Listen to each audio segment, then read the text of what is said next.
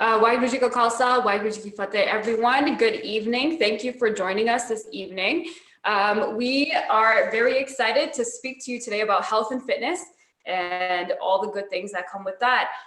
So the coaches that you see on the screen right now, we're all part of a group called Strength and Seva, and that's a fairly new initiative that we started in light of the farmers' protests. And you guys can certainly go on our page and learn more about what we're trying to do. But essentially, we're trying to bring together the Sikh, the South Asian community, and provide an access point to health and fitness by providing free workouts for the entire community. So we've been doing online classes via Zoom, on Instagram Live, and on Facebook for anybody who wants to join in, especially during these times. It's kind of difficult for everyone to stay active. So that's our initiative that we started. So today's panel consists of some very brilliant coaches. And what I'll do is I'll allow everyone to introduce themselves very briefly. My name is Gushan Kaur, and I am a lawyer by day, but I am a coach by night. I do a lot of jujitsu and training. That's my passion project. And I'm very, very thankful and grateful to be a part of this group. I'll hand it over next to Avi if he wants to introduce himself. Hi, everyone. Wish I could see all your faces in real life, but we're going to have to settle for this. If I lag, I apologize. I am a personal trainer based out of Brampton. I've been doing personal training for over 8 years now, 8-ish. And keeping a rugby player, just always been passionate about health and giving back to the community, and just been doing my thing here for the last few years. I've done some previous events with Sikh Heritage Month, so you guys might remember me, but I do change my hairdo every year, so come back a little different. I'll give it to Dilpreet next. Hi everyone, Sat Sri Akal. I'm Dilpreet. I live in Toronto, originally from Winnipeg though, will always be a Winnipeg girl. I'm an online fitness coach and I work with clients from around the world. I would say most of my clients are in the South Asian community, so it's really awesome. And I focus on a lot of strength training, a sustainable lifestyle approach with clients. And the most important thing is to enjoy your fitness journey, and that's what I do. And I'll pass it off to Bipin. Hey everyone, so I'm Bipin. I am a level 1 CrossFit coach. So I kind of have always been athletic and just found my way into CrossFit. And right now I'm just training at home like everyone else. So it's kind of interesting to see what kind of workouts we come up with. And I'm really, really grateful that I get to be a part of this amazing group. I guess I'll pass it off to Jaz.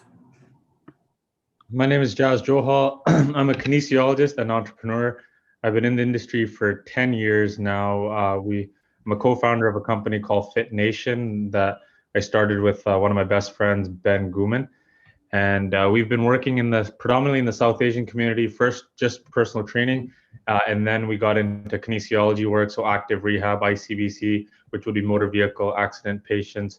And now we work with athletes, seniors, a whole wide array of individuals.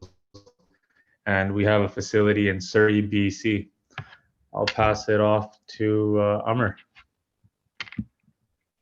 Hi, everyone. Thanks so much for joining us tonight. We're really excited to be on this panel and to talk to you guys. My name is Amarpreet Vaid, and I am in Ottawa, and I'm a certified personal trainer and huge mental health advocate. And like many of the trainers here, I work mainly with the South Asian community, BPOC women specifically. And I've been doing it for about 5-6 years. And I'm excited that you guys are joining us tonight. It's going to be a really interesting conversation filled with a lot of info. I will pass it off to Simran. Hi, everyone. My name is Simran Maan. I'm an occupational therapist. I've worked kind of across the scope of practice through mental health, geriatrics, and now more in acute medicine. A goal of mine throughout this time has been to be able to kind of break down cultural barriers, to improve access to healthcare services, and to promote health and wellness regardless of language and culture. I'll pass it on to Was there anybody Raji. left? I can't see on my next. screen. Oh, hi guys. I'll pass it on to Raji. There we go. Hi guys. Hope everybody's been well. My name is Raji. I've been a fitness coach for about 4 to 5 years, also in the Brampton and Mississauga area. I also advocate to a lot of women in the South Asian community to be able to find a balance between mental and fitness and live a healthy, sustainable lifestyle.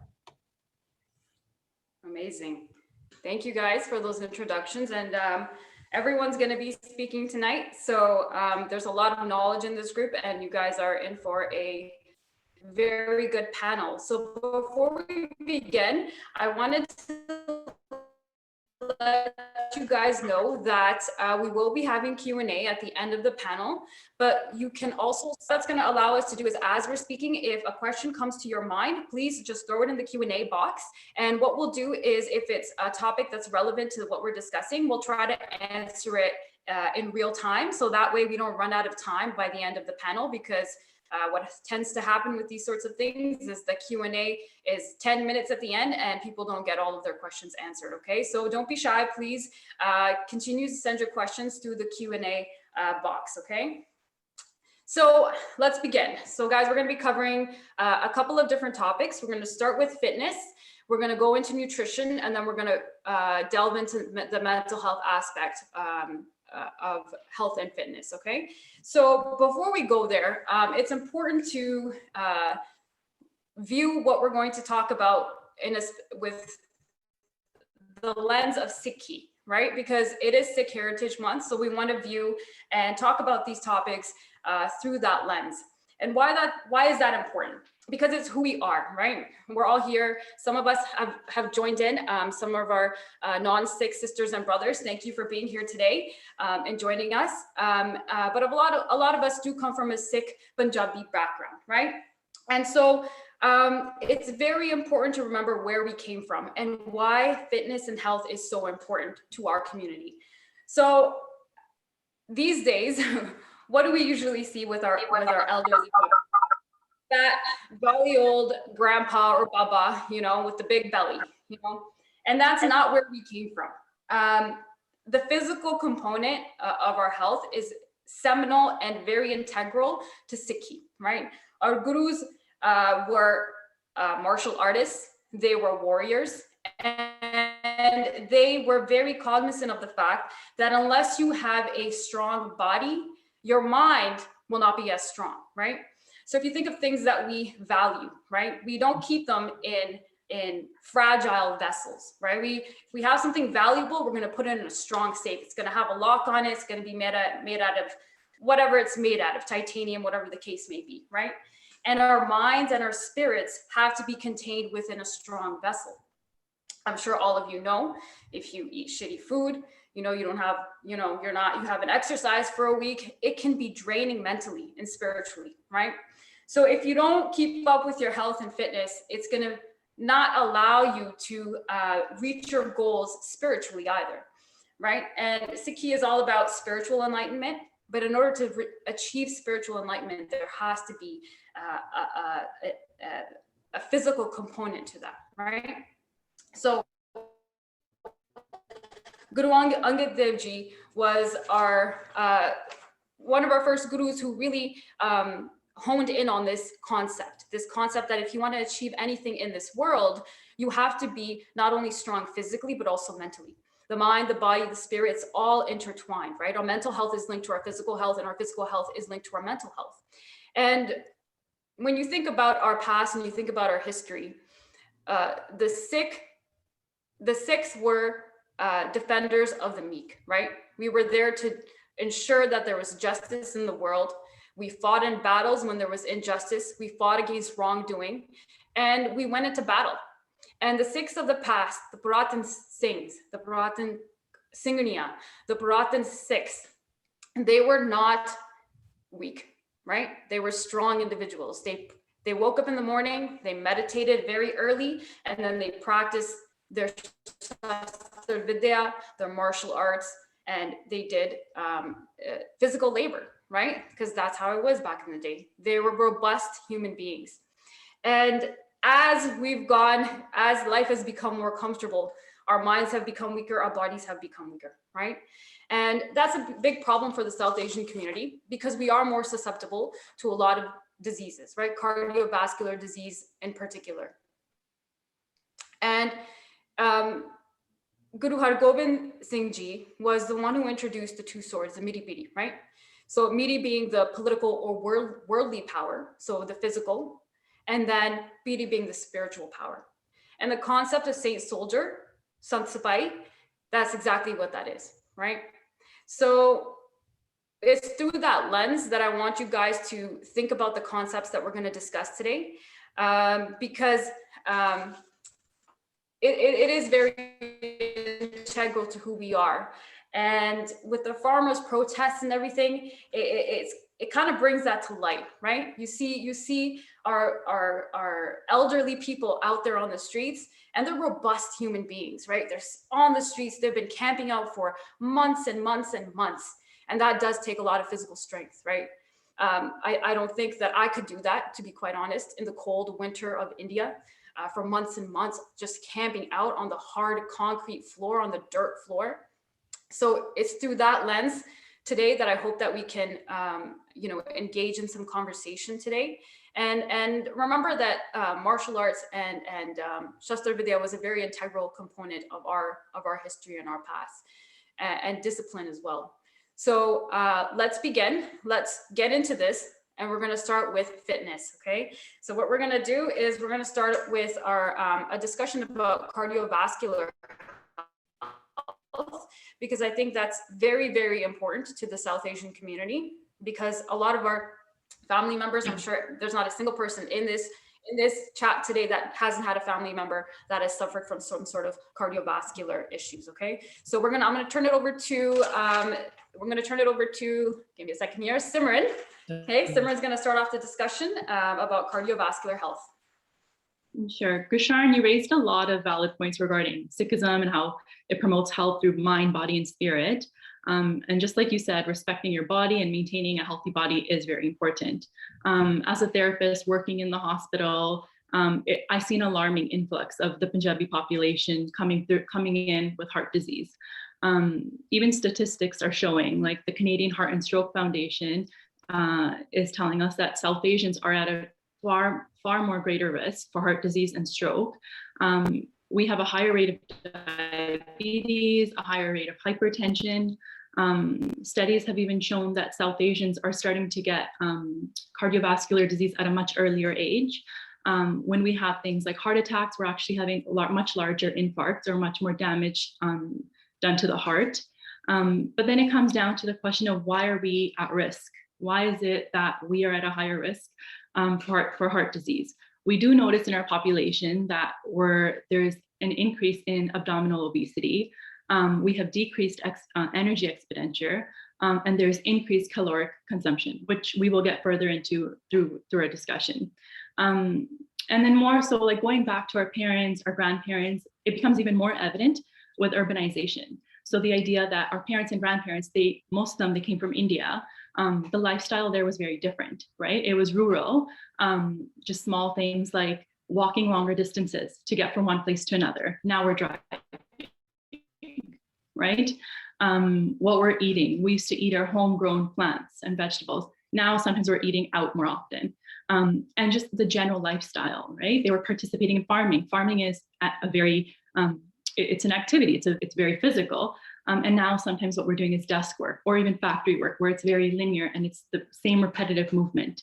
And even when we talk about from more of like a mental health perspective, just the lifestyle before, you were living in larger families, maybe you had more of a support group with the whole farming industry. But now when we're moving down from that rural setting to urbanization, we're seeing a lot of impacts on our mental health, our physical health.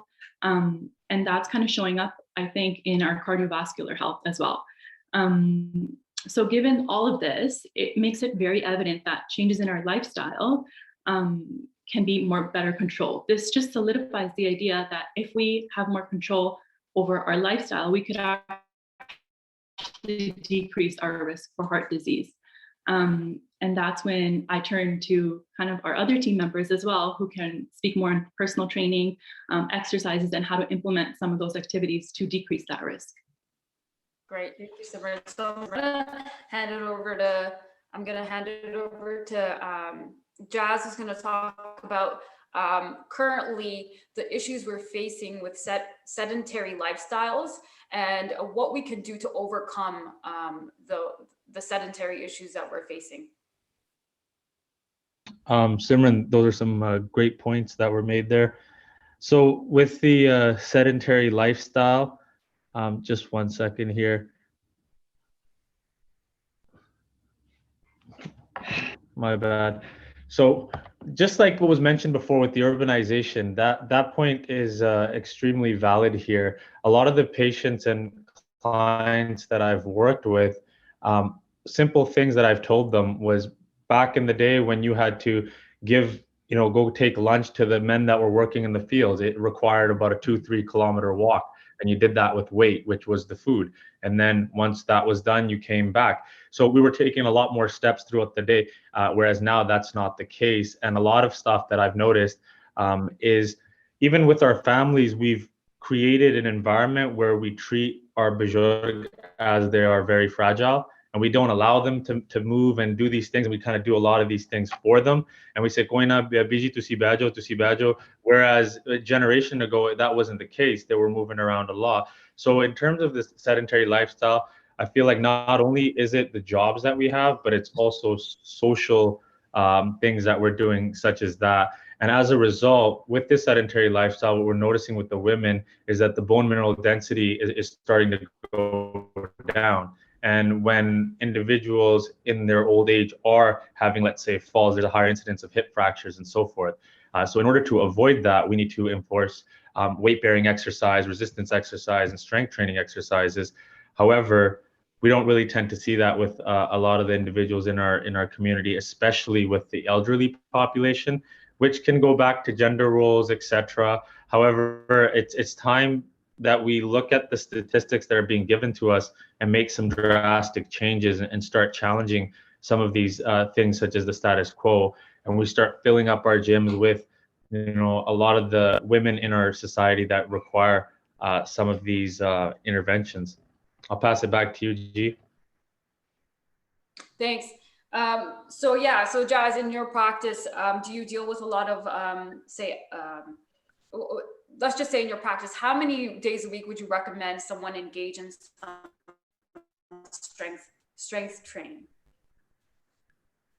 Yeah, great question.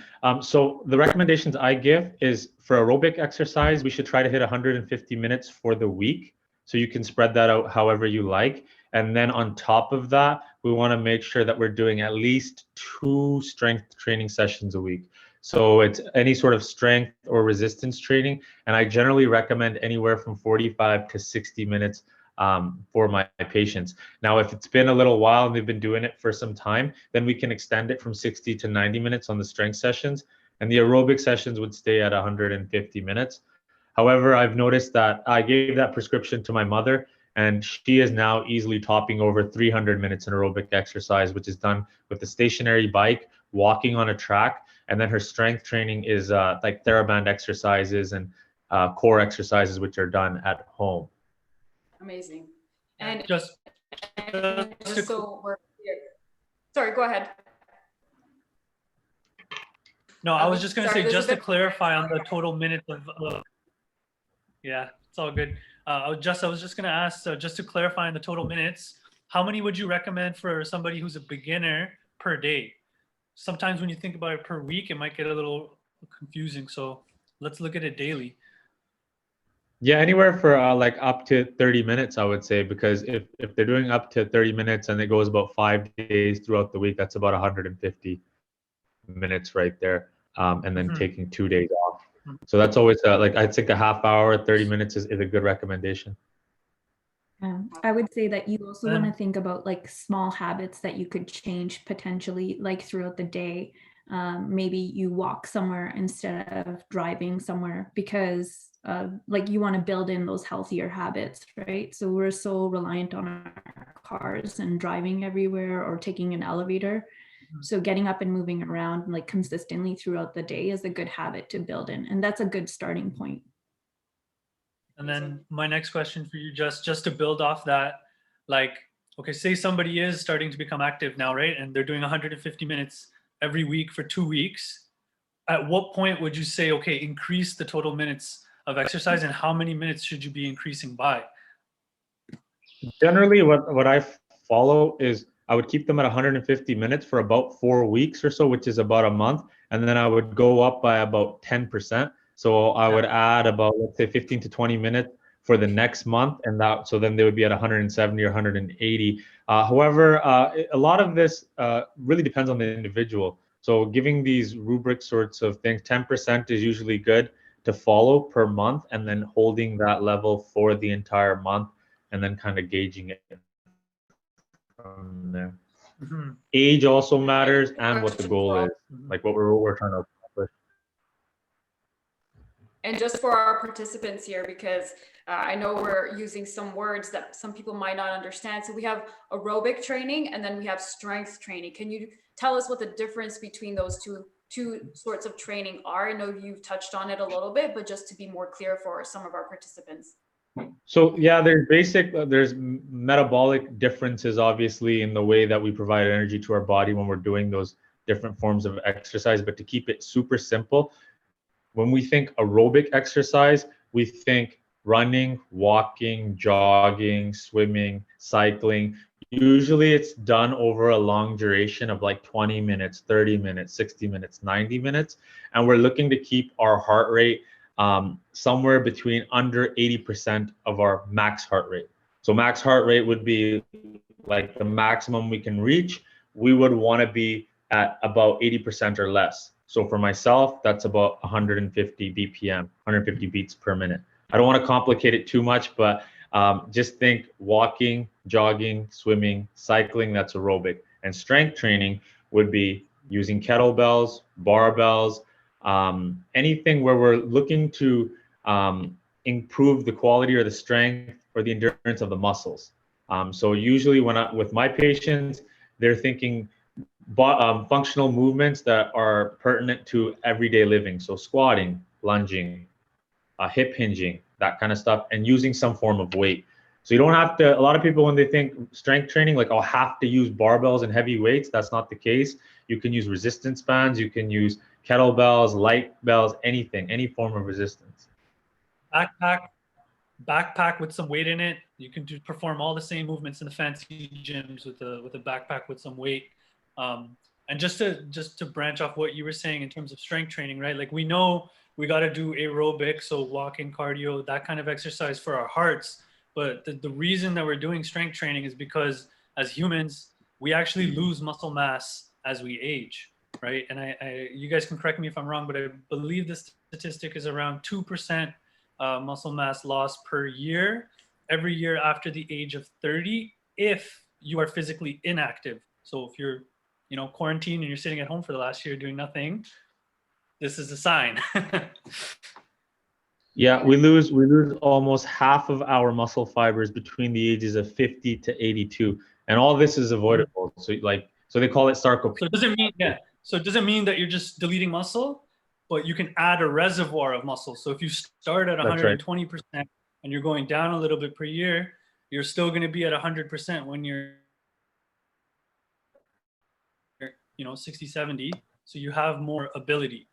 That's where strength comes from. Like, if you're too weak and you can't even put your arm up to reach something and bring it down, that's a problem, right? So these are the reasons we train, and the reasons, at least I preach training, is the long run, right? Stop thinking about, how you want to look in 2 weeks. Right. Yeah, and how I you want to recently feel, for the rest of your life. Article too, Avi, and it had mentioned it was a research paper, and it starting in your early 40s is when you really start losing that muscle mass, and there's ways to kind of reverse that, is by lifting weights and doing strength training and things like that. You can reverse it just a little bit as you get older. And for me, physical training also goes with mental training, and strength training helps with with your sharpness, with your mental sharpness, and with your mental health as well. So I remember reading this research paper, and it was something ridiculous in America, where it was like less than 20% of older alarming, because I see it in the South Asian community and in our parents and our aunties and uncles and everyone. So educating our community is very tough, because we're not, like, look at the screen right now, it's majority women, and I'm so proud to see that there's a lot of strong women on this screen. But this wasn't the case, 5-10 years ago. It is only now that women are supporting women, and there's more women trainers and more South Asian trainers, mental health advocates, professionals, and it just makes me really proud to see so many of these remarkable women on the screen right now. And that's a great point, Amar, because that's a great segue into the next topic that we're going to discuss, and Dilpreet is going to take over from here, and that's the issue we have regarding gender roles in the South Asian community, in the Punjabi community, even the Sikh community. Even though Sikhi is certainly all about equality, but we see a huge disparity in the way women are treated when they train, when they want to do something physical or active or engage in sports. And that's a huge barrier for females, and ensuring that they're healthy and robust when they go into the later stages of their life. So Dilpreet, if you want to talk a little bit about that, maybe some of the issues that you've encountered as a trainer. Yeah, so this is a huge topic. It's been something near and dear to my heart too, because personally, when I got into weight training, our community was saying so many things like, this is manly, you're not supposed to, we're not supposed to look like that. And even becoming an online fitness coach, people were like, that's not a real job, right? So I think over time, it's just the societal norms. Like, that's not what Sikhi is. That's not what Sikhi has taught us. Because when you look at the women warriors back in the day, they were strong. As you mentioned before, Gursharn, they were strong, fit. So I still see it now where women think that if they pick up weights, they're just going to become like, manly and big and bulky and muscly, but that is not the case at all. Building muscle is so hard. I know everyone on here knows that. It's very hard to build muscle. You have to have specific training and dieting, and it takes years for you to get to a certain level. Weight training goes beyond that. And especially for women, we all encourage it, not just for health purposes, but also for confidence. I think that's huge. And my mission in life is to really empower, Punjabi women, South Asian women to be their own person, and I truly believe that lifting weights, strength training helps you be that confident woman in life. And you're not just known as so-and-so's wife, so-and-so's mom. You're actually known as your identity, right? You're feeling confident. When you go out, you're walking alone, you're not scared. You can hold your own in this world. At home, when you're doing tasks, you don't have to call like the husband or the dad to come help you pick something up, like groceries, for example, or just, picking up furniture. We should be able to do these things on our own.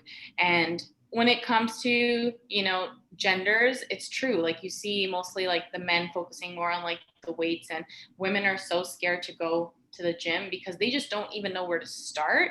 But it's important to realize that weight training is so important to build a strong foundation in life, whether, it's mentally, emotionally, spiritually, physically.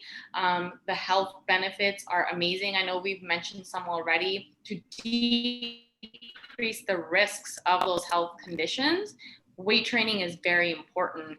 To preserve, like the bone density, it's very, very important for your brain, for your posture. Like, so many of our mummiya, bibiya are always like, oh, meri tui lakh diya, my back hurts, like mere gode, your knees hurt. You have to really focus on strength training to decrease the risks of like living a painful life. Like, I don't think anyone wants to live in pain, but if you start, weight training and strength training, that's going to help a lot. It's going to save the muscle, and it's for everybody, right? Men, women, even kids. There's lots of studies where kids are like lifting weights as well, and it's really good for them. And then our elderly as well, as Jaz mentioned before, like, we stopped our like grandparents from doing anything because we want to like do Seva, we want to help them, and we freak out because we think that they're fragile. But if you start lifting like weights at any point, right, you're going to increase the quality of your life from what it was like just like a month ago. So I know I'm going off, like there's so much to talk about this. I get really passionate, and I know all of us get super passionate, but I encourage like everyone that's in this group that's listening, if you have moms and aunts and sisters and you yourself, we highly encourage you to strength train, because this is going to help you in the long run for your health, your life. It's not just about the muscle. Like, again, that's totally like different when it comes to like training. If you want to live a healthy, energetic life where you're able to go for walks, hiking, have kids, you know, be a healthy, have a healthy pregnancy, be a healthy parent, live long for your kids, you know, or like just live long in general. With your grandkids. Yes, be able to pick up your big one. Yeah. That's a really, I think a big one is mothers too. Yeah. Like what you mentioned, mothers, and I think like through my practice, what a lot of actually BPOC women have confided in me for is that, you know, postpartum depression, it's still a stigma within the community, especially in our community. When, you know, before pregnancy, during pregnancy, and especially after pregnancy, a lot of women that I work with feel like they don't have the resources in order to, you know, to work through their postpartum depression. And I think in our community, as I mentioned, it's not talked about enough, but the gym has been a great outlet and a great resource for new mothers, and also to build back their core strength, right? Like women's bodies do remarkable things during and after pregnancy. And so what I've noticed with a lot of my clients is the gym has been such a great resource for building strength back up, building their core back up, obviously after having a child, and mentally. Again, I tie that physical and mental so closely, because without one, the other doesn't exist. Without mental, physical. Without physical, there's no mental. So it's really, for mothers, I'm not a mother myself, but I have so much respect for women that have had children, because and even it's a battle. And even as like, I'm sure we've heard this so much when it comes from our moms and like our auntie and bipia, like like I want to get rid of my stomach, right? And they automatically think they have to do detox teas and crazy diets and eat salads and do all the cardio. But if you start lifting weights and strength train, that's going to help way more than just doing the cardio, right? That's going to help burn the fat and then also build the muscle and build the strength. So I know we can go on for so long, but I'm going to pass it back to Gurshan for this. Yeah, I really liked what you said about everything, really, because I think I relate to everything you said as a woman who loves being physical. And I think every one of our female trainers in this panel today can relate to the confidence that you get from being strong, from just being strong. You know, you can walk down the street, like Dilpreet said, and feel confident in yourself, you know? I think that we're so disengaged from our bodies. We have such a limited connection to our physical bodies. We don't even know how to move our bodies, you know? And I think females, especially so, don't know how to move their bodies because they've never been told it's okay to be physical and it's okay to move your body and it's okay to be in a physical space, that you physically can be in a physical space, you know? And I think that's a stigma and something that we need to change in our community. That only starts with more females going out there, finding female role models, such as the ones in this group, and asking them for help, you know, being that person at the gym who's not afraid to go into the weight room and not simply doing cardio. And cardio is very important. I'm not saying that it's not, but it's hard for females to be in those physical spaces where there's weights, you know, and there's big men in there throwing around 100-pound dumbbells, you know, but it's important to be in that space. And the other thing as well is, as a martial artist, I know how important it is to know how to take care of yourself. I started as a teenager. I had very little confidence. I started doing Taekwondo. Then I started doing Gatka, and now I'm obsessed with Brazilian Jiu-Jitsu, you know, and Brazilian Jiu-Jitsu is a very intimate sport. You're in close proximity and contact with people, but it's important to know that is something that could happen, you know? So very good points. Thank you to all the females in this group. I'm curious as to, actually, we took it from like a very, you know, a perspective from the ladies. I'm curious as to what Jaz and Abhi have to say about, you know, from the male perspective and how they feel about it. Yeah, I actually had a point to make when Dill was talking about the posture and how some aunties say like their back hurts and so forth. That's one of the things that I specialize is low back pain. And I've had many patients that were essentially like, your typical BB. And after noticing their gait and stuff, I had almost like a revelation of how our culture has impacted the health. It traditionally, back in the day, it was always common and it was expected that women would quote unquote nimipa around individuals and kind of keep their head down and kind of roll their shoulders in, and your upper back was rounded and you had to kind of disguise your face and so forth so nobody could see and all that kind of stuff. And I just feel like that really drove the health of a lot of the women into the ground, so to speak, and all these issues started to happen. And now we're trying to unlearn that, and a lot of the women on this panel are examples of that. You guys are doing the complete opposite of the nimipa. You are literally like throwing in their face and showing the strength that you have, which is the way that it should be. And one of the one story that I always tell individuals that really motivated me was when I worked with the 74-year-old Indian lady, essentially a grandmother, and I would call her Pua. And she would come in and she was just the most positive individual ever. And she came to lose weight because that's what she wanted to do, lose weight. And I got her barbell training, and it was a very, very slow process. I gave her a 15-pound bar one day, and I kind of started doing a hip hinge. Slowly that turned into a deadlift off of risers. The 15-pound bar now had 10 pounds. We got to 35. Eventually we made it to a 45-pound bar, and then the 10s came on there. So now we're at 65. I kept adding about 2.5 to 5 pounds a week, and she was with me for 6 months or so, and she ended off at 155 pounds and with a flat back and everything, and the entire gym would stop and watch her. And I was just blown away. I was like, oh my goodness, like this lady, literally 74 years old. And and she would come sometimes when she wouldn't be working out. She'd come in her suit just to visit me, and I still talk to her to this day, and I'll call her every now and again. And I'll be like, you want to just come back for free? You don't even have to pay. Just come back because you're so motivating. But those were signs that I found Waheguru did that on purpose, because he wanted me to see the possibilities of what can happen. And I came from a background where I was really close to my Nanaji. And in his family, my mother and my Masi were the first ones in their village to go to university. And he really challenged the status quo. And people were saying, why are your girls going to university? Like, that's not what women do. And he said, no, this is what they do. And I wanted to kind of really preserve his memory and let it last and so forth. So that's why with our business, about 80% of our clientele actually is Punjabi women. Yeah. Oh my God, that just gave me goosebumps. It makes me so happy.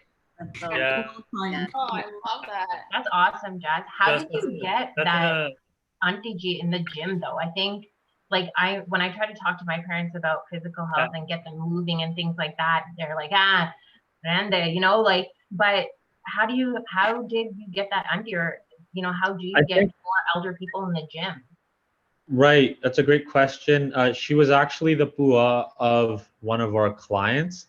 And that client of ours was becoming a doctor, and I guess she had spoke to her Puaji about her health, and I think she was pre-diabetic, or there was a weight thing going on, and so it was like a doctor's order almost, where they were told, hey, you need to kind of start exercising. And she's like, well, I can never exercise. And then her niece felt comfortable with her coming to us because she knew us. And so she just brought her in, and we're like, okay, do you think this could work for you? Because even I had never done anything like that before. But through the experience, you definitely can do it. Amazing. And that we have a panelist question that's kind of on topic here. So this is from Amar Singh, and he asks, what are informative strategies for development? Curious on thoughts on how to build or reinforce the why in training or coaching. I have noticed even among educated individuals who understand the consequences of a sedentary lifestyle, it's hardest to build that initial momentum for change. So what are some strategies of overcoming that? I'd like to take a stab at it and then we can kind of chip away, but like reinforcing a why behind training is obviously an extremely important thing to do, and it's really hard to do when you're bombarded with social media and all this fake stuff we see. Like Like it's everywhere, right? You see all these guys and you want to get your goals like so quickly. So it can get overwhelming when you're first starting off, but really it's like I always try to make that anchoring focus about how do you want to feel when you're 80? You know, what do you want to be able to achieve when you're in your later stages of life, right? Like for me, it's always been about I want to hike, you know, I want to be able to move with my grandkids. I want to be able to, you know, travel the world with my wife. So those are anchoring pillars for me. I don't care how I look because I know my body will change as a byproduct of like sound training, right? There's one anyone can go and just like pick weights up and down and kind of like hope for the best. But when you fall in love with like the process of bettering yourself in all aspects, mental, physical, whatever it may be, you kind of like you keep asking yourself those little questions, the why, and then you try to find the solutions and you try to implement them. And I guess I'm going off a little bit if someone can help a little bit with the question, but really for me, it's just about getting people to stay curious about, you know, why am I even here? Why am I doing this? So Yeah. Go ahead. From like a hospital perspective, like what I see in the emergency department very often is like older ladies, so like BGs, and older men like papajis, like they come in because they've had a fall, right? They were walking to the bathroom and they fell on the way from the bed to the bathroom. It's very common. It results in like hip fractures, like multiple fractures. But going back to the root of it is strength training, right? Working on your fitness, working on your core strength. I think that one of the promoters for working on fitness and health and strength training would be kind of looking at the other end of it. Like the worst case scenario would be having a fall at home, having that fracture. And for a lot of like BGs and papajis that I work with, some of their worst fear is to have to hold a walker, right? So kind of maybe like thinking about it from their perspective, I feel like I've been able to kind of refer a lot of my patients to these falls prevention programs, which focus on exactly what you guys are all talking about, right? Strength training, working on your core, working on your balance. I love that you said that because it's kind of like hard to think about progress when you're expecting it to happen like tomorrow, right? You want to think about like 20, 30 years down the line, like how do you want your life to look? And that's a big motivating factor for me because I saw my grandmother, she was bedridden for the last like 5 years of her life, right? So like I saw that and I was like, well, I don't want that to be my life because it wasn't easy. It was hard on everyone, including her. And I see my grandfather, I had to like literally carry him up the stairs because his knees hurt so much. And that's because it's a lifetime of just being inactive, right? So that's why I really push for being active myself. But then I do the same with my sister and she just doesn't care. So like part of it is like you have to be motivated yourself, but you really need to think about asking that question of how do you want to live your life in 20, 30 years? Like, do you want to be able to be independent and do simple things like get up off the couch, walk up the stairs, things like that? That's what you want to train for. And that's what you're kind of, I guess that should be. I agree with that.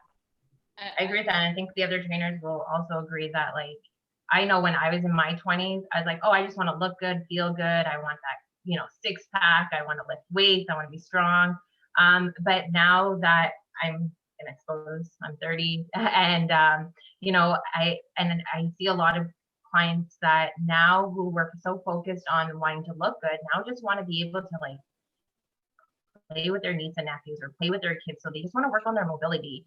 And that's what training has come. And that's what I also like to train myself is I like to be very practical with training where now you're doing movement for everyday life. So you're making it practical. It's not just about lifting, you know, 300 pounds. It's about how am I going to take this exercise and apply it to my everyday movement. And I know Avi focuses a lot of that through his practice and something that I'm taking in strongly into mine as well. And how Amr said that same thing before, like in the, you know, early 20s, I was like, yeah, like let's like get ripped, let's get those muscles and abs.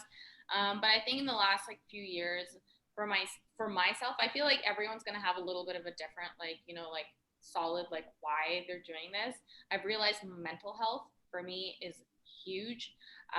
You know, I go through a lot of like waves of emotions, and in my family, like with grandparents, there's depression. So I don't want to end up, same thing, it goes into the older age too. I see them struggling so much with their mental health, and that freaks me out. And I'm like, I do not want to get to that point in my life ever. So that's why for me, exercise is so important, because it keeps my mental health grounded in my emotions. And I'm like on a mission myself where I'm like, I will not get to that point, you know, where like they have to take the medications and go to the hospital and like the doctors.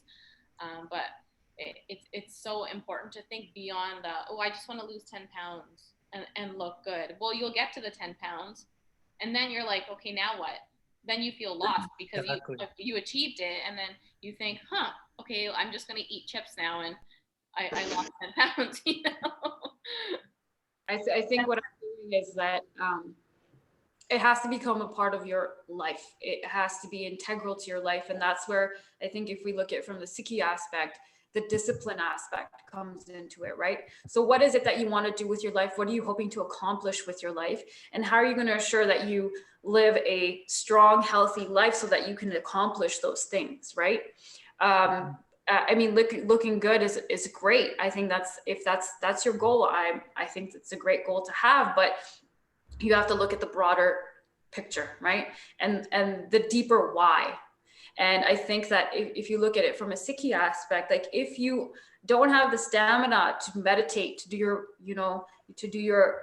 thought or to do your Simran, and you don't have the physical capacity to do that. You can't sit down on the ground. You can't cross your legs. Your back is hurting. How are you gonna even reach your spiritual goals, right? So if Right. Sikhi is something that's integral to your life and is important to you, and having, again, a strong mind and having your mental health intact, you got to look at your body as well, right? So I don't know if anyone has anything to add.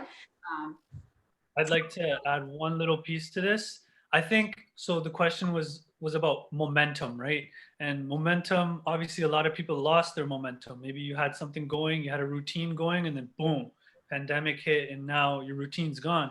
So another important piece with this, with all this stuff that you guys are getting today, you're like, okay, like now I'm gonna run 500 minutes a week. That's not a great place to start if you were only walking 10 minutes a day right now, right? So it's very important to just progress slowly at your own pace and not be in a rush. Just turtle your way through it, like slow, slow, slow. My strength workouts after, I've dealt with a fair share of injuries, car accident, former rugby athlete, like I've dealt with a lot of things. So it's like you get hurt and then how do I start back? I started with like 10, 15-minute kettlebell workouts. They were short, sweet, potent, and I had fun.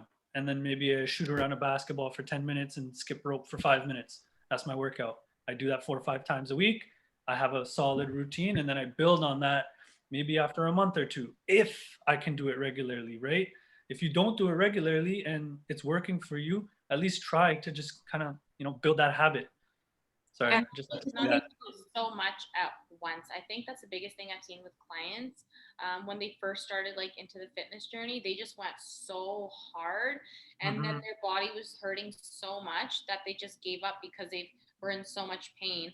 So just like Avi said, work your way into it slowly, because if you do that, you'll actually enjoy it. It'll be sustainable, and you won't, zap your body with like going into the gym for 2 hours a day for weeks and weeks in the beginning, because that's going to be exhausting. I agree. Like training should be. It should be fun. I was I just love that you Yeah, said that's that. like Avi always said that, like it should be fun, make sure that you're enjoying it, make sure you're moving, because in that way you're going to want to come back and actually look forward to your workouts. A lot of the times clients are scared and they're not looking forward to it. They want to cancel, get out of it. They build an unhealthy relationship with it the same way that they do with food.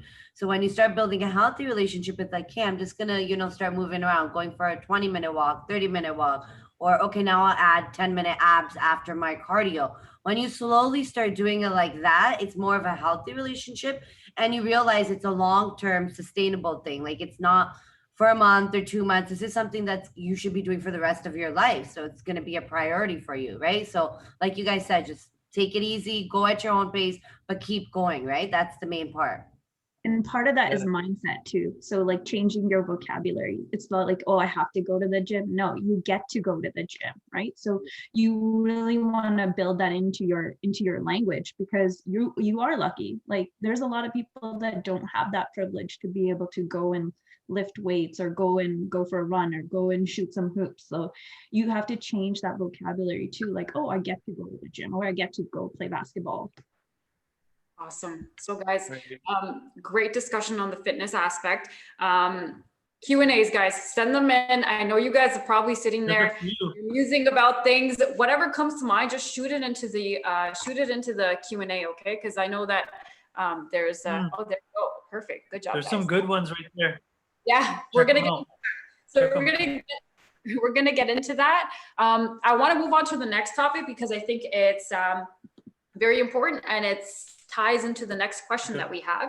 So we've covered the fitness aspect of it. And now we're going to go into the nutrition aspect, right? So we started off our discussion talking about the diseases that plague the South Asian community and the Sikh community, right? Cardiovascular disease, diabetes, that sort of thing. And certainly doing aerobic exercise and anaerobic exercise, strength training, is going to be extremely important in curbing and limiting your risk factor when it relates to those diseases. But a very huge component is nutrition, right? Nutrition is, you know how they say 90% is nutrition, 10% is what you do in the gym. That is very much true, okay? And our standard desi diet these days is not the best, okay? Let's be frank, let's be honest about it. Roti is great, parathe are great, gulab jamun are great, samosa are delicious, but this is not what we should be eating on a consistent basis, right? When we think of dal roti, right, we think of our traditional diet, right?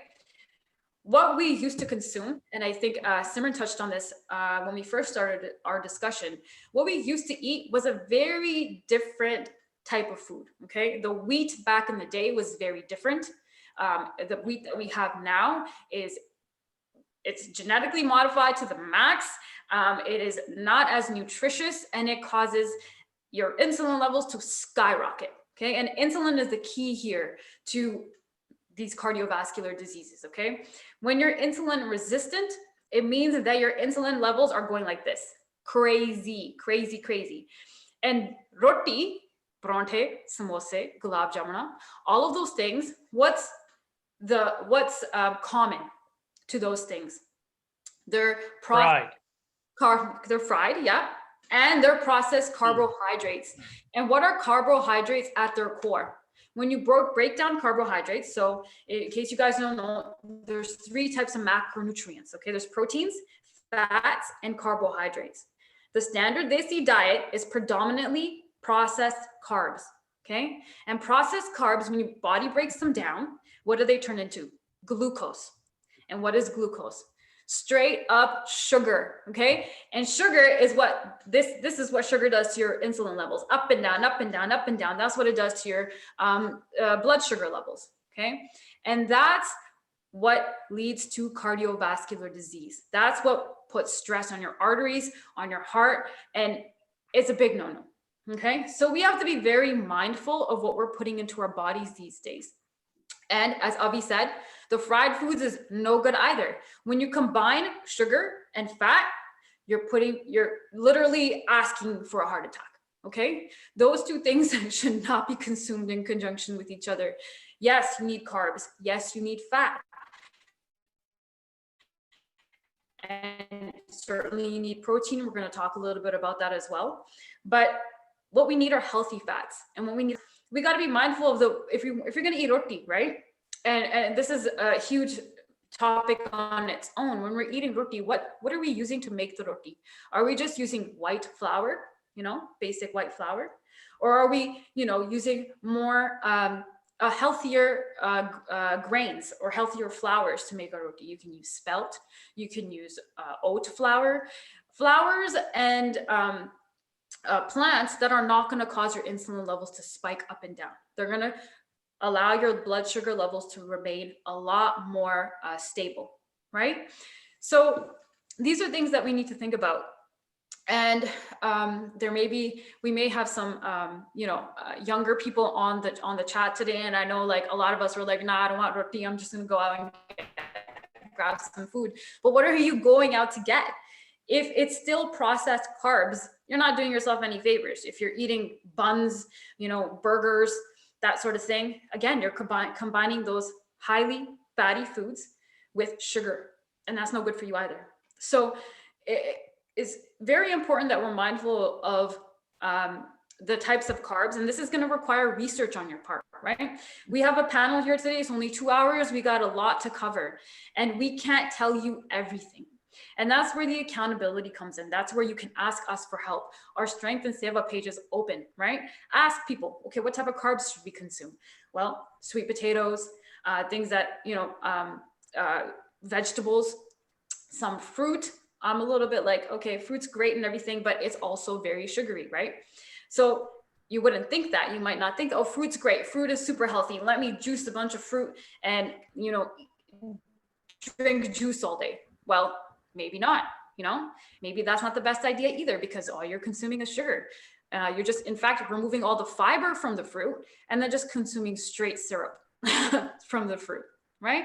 So these are all things that I find that in our community we're not as mindful about, right? And these are things that you should definitely consider if you want to live a healthier lifestyle. And I know that it's very difficult for our bezergs, our parents, to change these habits, because that's all they've known, right? Back home, that's what they consumed. But as we said, those were different types of wheat, their energy expenditures were higher. They were working very hard on a daily basis. So having said that, I want to now get into some things we can do to be successful in the food choices that we make, okay? And what I want to do is start with fat loss fads. Let's get the myths out of the way, because there is no easy solution to any of this, okay? It's going to take hard work, it's going to take consistency, and there is no diet pill out there that's going to fix everything. So I want to turn it over to Dilpreet, who's going to talk about some of the fat loss fads that are out there and why they don't work, okay? So I'm sure one of us for sure has seen one of our family members, our auntie, our uncles doing like the soup diet or like the detox diet, where they're just drinking like this big bowl of soup that they'll make. And they're like, yeah, I'm trying to lose weight. So I'm going to, eat this soup or drink this soup 3-4 times a day for like a week. And then sure, you'll see like this, weight loss, but that's just water. Like they're literally losing like a ton of like water and probably muscle as well. And then they gain it all back because it's just not sustainable. And they're probably not consuming a lot of calories as well. And then of course, when it comes to supplements, as Krishan mentioned, like we think that there's like a fat burner, a magic pill, like let me take the fat burners because so-and-so said so on YouTube or, on social media that if I take this, I'm going to lose all the fat. Also, I've heard, this is terrible. This lady, she was a Punjabi lady, started drinking apple cider vinegar because somebody told her that was going to help her lose weight. But she was drinking like cups in a day that she burned the inlining of her stomach. So I think it's just because so many of us want this quick solution, right? Like, I just want to find a quick solution and like lose weight and like lose fat, but that's not the case at all. We can, as Krishan mentioned, we can still eat like dal and sabji and like chole and beans and like, vegetables, roti, of course, if you're choosing like a better flour. Portion control is going to be super important.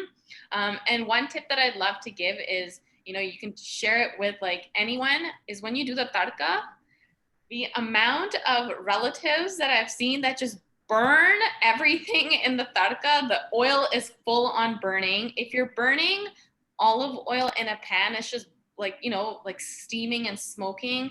That's not good for you because you're creating like, chemicals that can also lead to like health conditions. So when you do the tadka, use a healthier oil, right? That has like a higher smoking point. If you do use olive oil, just don't put it on like high heat and burn everything. Maybe saute the vegetables instead, like the onions, the piaj, and the spices that you add, and using less salt.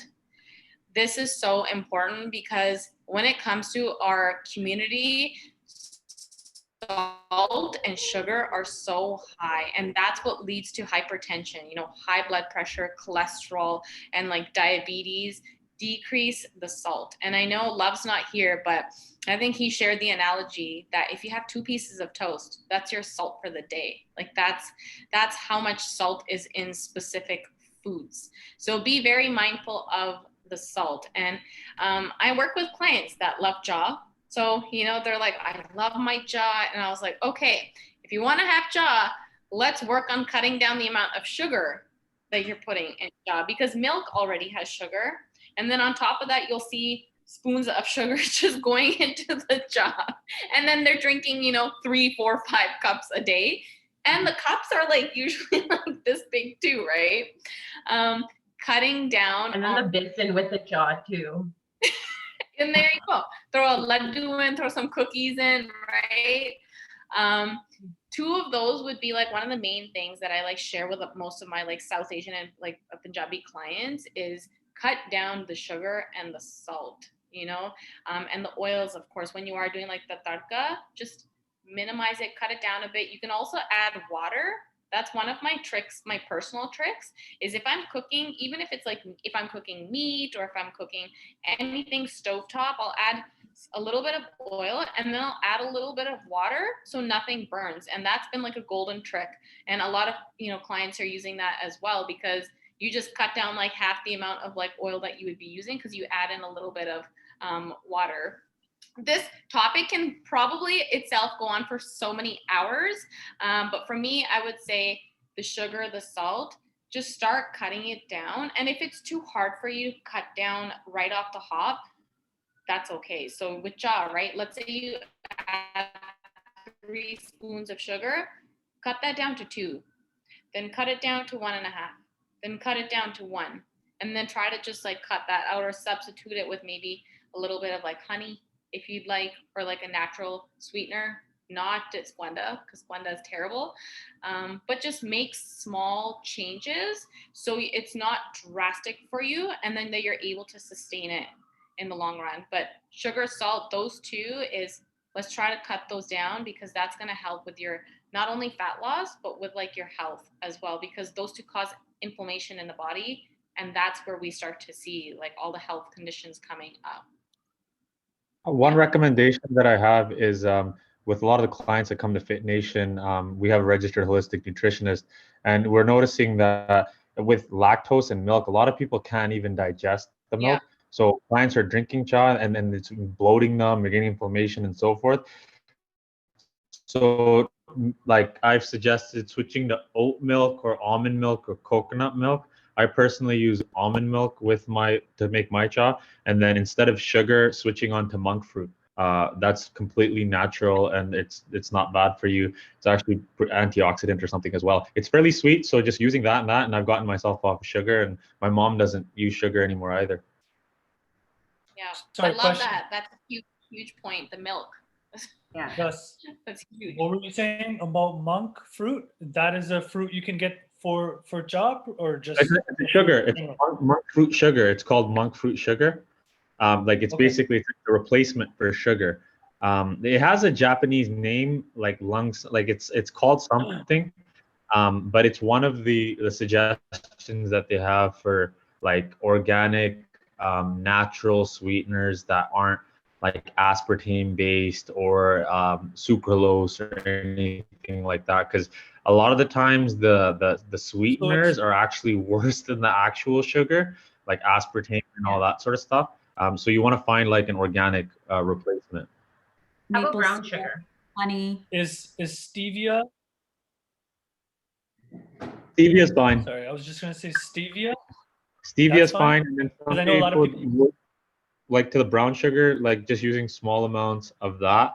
However, like eventually just getting, in my opinion, this is my opinion, but like eventually just getting off the sugar entirely is usually a good idea. Because now when I have a pear and an apple, it tastes really freaking sweet. Like that's my sugar for the day. So if you can reduce that, like, because our palates, they adapt to that, right? If we're having the sugar all the time with the cha, then we always need sweets. If you can start to reduce it, things like fruits will, that should be sweet enough, you know? Yeah, that's a really good point about just trying to eliminate it, because at the end of the day, sugar is sugar. You might think that you're putting honey into your jaw or whatever. At the end of the day, it's going to break down into sugar. It's very sweet, and it's no different. It may be, I mean, it may have certain micronutrients in it that sugar itself doesn't have, but at the end of the day, it's sugar. Brown sugar is sugar, right? So don't forget that. So, loading on the brown sugar and you're like, oh, this is so healthy. Oh my gosh. Like, no, it's not. Okay. Just eliminate it as much as possible. Anything that tastes sweet is very likely sugar. Okay. Yeah, like don't replace your 3 spoons of white sugar with like 4 spoons of like brown sugar. And remember, like, don't, oh, but this is healthier. Yeah, and everything that everyone is saying is just to remind everyone, it's coming from the context of, we are all predisposed for diabetes and high blood pressure, right? So having that in mind for even us now and changing your lifestyle now won't make us a statistic in 20 years, right? Like that's always what I try to get my frame of mind, because literally everybody in my family has diabetes and high blood pressure. Everyone, mom's side, dad's side, everyone. So what would you say a good alternative is? I think, like, for example, I think all our parents have jaw and they have to have like a cookie or something with it. So why don't we give people listening in, what's a good alternative? What can we suggest? That's like a habit that has they've built in, right? Like it's almost become like a part of our culture, because we all say it, like, you have jaw. If I ever have jaw, I gotta have a cookie, like, to tell you the truth.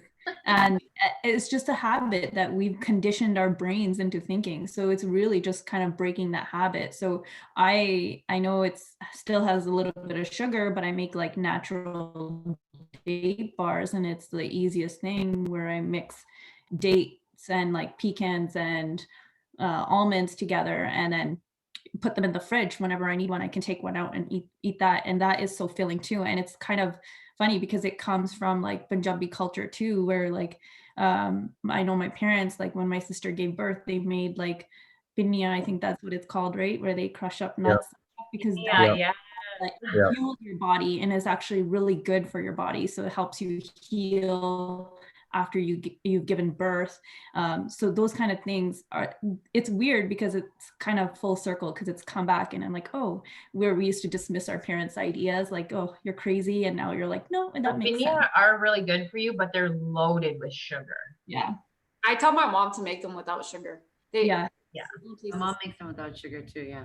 And I give it up completely. Like you just work at kind of like bringing it down slowly. Like I used to drink triple coffees, and then it went to like 3 milk, 2 sugar, and then it was like double, and then it was regular, and then it was just black coffee. Now I'm addicted to black coffee, right? But it's something that you don't have to do right away. Kind of chip away, small steps, baby steps, right? Yeah, you gotta change your palate for sure. Those salty food, sugary food is highly palatable, right? And that's why we love it so much. And so it's just a matter of as you, Amr, like as you said, okay, so what's the alternative? Well, there is no alternative really. You have to just stop, you know. And you can kind of ease yourself into it. I think that's a very good strategy. Reduce the amount of sugar that you're consuming. Like Dilpreet said, put in 1 spoon versus 3. It's going to be those incremental changes that's going to make a difference. But at the end of the day, like, guys, because it is so difficult for people to make these changes in your practice as trainers and coaches, what have you found to be successful strategies in getting people to, adhere to healthier food choices? I think I just wanted to touch base quickly on like the jaw thing. same thing with my like parents, like before they would use like the sugar and like the milk and everything and like the jaw, and like whoever's like, you know, listening right now, I want you to know that it is possible to change. So my parents used to use the sugar, you know, and they used the milk, and then they started cutting it down. Then they weren't using any sugar, and then they started realizing that the lactose was bothering them and that the milk was bothering them, and they were just so tired of feeling the bloat and like just feeling so gross. And now they've switched so much where they're having the green tea or the herbal tea, and then they've switched into like, you know, trying out the almond milk or trying like the oat milk, and they put a little splash with like the tea bag, and then they don't use any sugar. So again, we keep saying is make the small changes, keep working at it, and it is possible because your palate's going to change as well as you keep doing it. I think that's probably one of the biggest tips to give clients when they first start off is making small changes with their nutrition, and you know, maybe getting them to reflect on how they feel after they eat. So let's say they're eating certain foods right now. You eat 5 roti at lunchtime. Like, are you feeling sleepy, you know, after that? So I think just monitoring how you feel after you eat. Like, are you wanting to go sit on the couch, lay on the couch and go to sleep and snore away? Or do you feel energetic after your meal? And then writing it down, you know, writing it down in like your phone or like your notes, like if you start to feel bloated or if you feel gross, or if you're just like, wow, I feel so good and energetic today, write down what you ate. Because if you have a food diary, like I've done that for myself too. That's how I figured out dairy was bothering me, wheat was bothering me, gluten was bothering me. I just kept writing stuff down. I'm like, why do I feel weird? Like, why do I feel gross? And I think that's been so successful with many clients is they start writing down what they're eating and then they reflect, how do I feel after eating? Exactly. It's a great strategy. Exactly. Yeah, the journal. Sorry, I was just going to build off that. So the concept of journaling, I think, is one of the most effective strategies. And I do recommend writing it versus typing it on your phone. And another thing is like when you're journaling your food or making your food log, you don't have to get crazy specific, like in terms of calories and this and that. I know a lot of people get intimidated and overwhelmed by that, but just write down like breakfast, this is what I ate, this is how I felt, lunch, dinner, boom. And then over time, you should notice your food choices change. That's one of the coolest part. Maybe day one is like, okay, I had donuts, felt like crap. And then I had more donuts, felt like crap. And then by the end of it, you're eating nutrient-dense meals, breakfast, lunch, dinner. And it's one of those things to feel proud of, you know? And when you write it down, it becomes very real. And it's one of those things you can reflect on and be proud of yourself with. So write it down, track it. And then the other thing for me and all my clients is I'm always preaching that for them to just remain curious and also just remain conscious. So a lot of us live busy lives, and when we're eating, it's like, that's one of my pet peeves. Okay, we're eating and I'm at a dinner table with people, everybody's on their device and just scorfing away, not thinking, not breathing, not doing nothing. They're just eating and then boom, they're gone. That's my relationship with my brothers. So basically, basically just slow down. Like take one bite, chew your food, talk, like stare at a wall, chew your food. Like just slow down when you're eating is my biggest tip. That's super. In the beginning, in the beginning, I find clients don't really have that awareness, like building the awareness, even with myself. Like it's hard, like how Dilpreet said, like you started cutting things out and then you start to realize, hey, this was bothering you and so forth.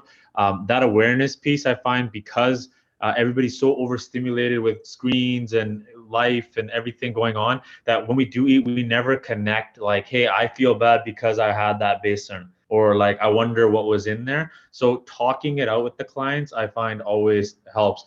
And it kind of brings it to their awareness. And then they'll kind of have moments where they'll be like, oh yeah, that's right, I didn't have this and now I felt like this. And just kind of fit, like talking it out verbally and making them aware of it and really making it a big point and to kind of drive home that, hey, this is what it is that you need to be doing, really helps. And honestly, nutrition is a very, it can be very complicated and overwhelming, right? There's a lot of information out there, misinformation. Oh, for example, the fads and the teas. It's like, what do I do? You know, and that's where coaches are come in, right? And having a good coach, someone who's gone through the research, who's gone through the process, who has experienced these things, can be a guiding light for you, right? There is a lot of information out there. The internet is like infinite, but you know, having someone in your corner that you trust can really streamline the process. And like Avi said, you don't have to track your food, but it can help. I mean, I track my food simply because I find that it helps me keep myself accountable, right? And if you're that type of personality and you like tracking things and you're very meticulous and you like, you know, keeping lists and things, it can work for you. You just have to know who you are and what your personality type is and what works for you, right?